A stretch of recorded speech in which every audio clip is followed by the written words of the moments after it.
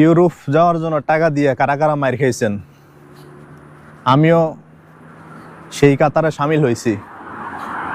আমি জার্মানি যাওয়ার জন্য সিলেটের এক বাটপাড়ার কাছে টাকা দিয়া 90,000 টাকা ধরা খাইছি। টাকা দিছি গত বছরের ডিসেম্বরে। ওই শালায় টাকা দেওয়ার সাথে সাথে ফোন বন্ধ করে ফেলাইছি। আমি টাকা দিয়া লোক টোক লাগাইয়া আমি কিছু টাকা ফেরত আনছি 60,000-এর মতো। আরো 30,000 বলতে আছে দিব আগামী মাসে। তাও আমি লোক লাগাই রাখবো, সমস্যা নাই। তো আমরা যারা বিদেশে কাজ করি তারা চাই যে বেশি বেতন পাওয়ার জন্য ইউরোপে যাওয়ার জন্য। এই ইউরোপের চিন্তা কইরাই এই ধরাটা খাই আমরা সবাই। এখন আমিও এই ধরাটা খাইলাম।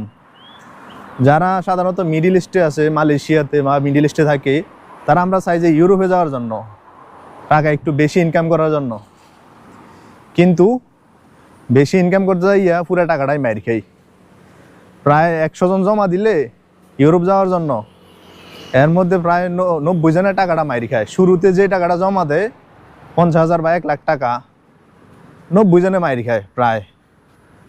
তবে ইউরোপের রোমেনিয়া বা অল্প উন্নত দেশগুলো যেগুলো, ওইগুলোতে আবার যাওয়া যায় সহজে। ওইগুলোতে আবার এত মিস্টেক কম হয়। 100 জন জমা দিলে প্রায় 50 জনে যাইতে পারে। তো আমাদের কপাল খারাপ, কি আর করার।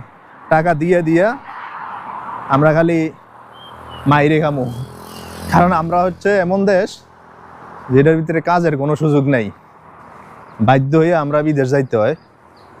আর সেই বিদেশ যাওয়ার সময়ই এই দরাটা আমরা খাই। তে সবাই যারাই এইভাবে টাকা দেন একটু সাবধানে দিবেন, যাতে টাকা টুকা মারি না খান। পরিচিত লোক দেখে দিবেন। আমি ওই লোককে চিনতাম না, মানে এমনভাবে কথা বলে, হেরে বিশ্বাস না করে কোনো উপায় নেই। বিশ্বাস করার পরে সে আমার এই বাঁশ দিয়ে দিল। যা কি আর করার। সবাই টাকা পয়সা দিতে সাবধানে দিবেন, ইউরোপের জন্য বিশেষ করে।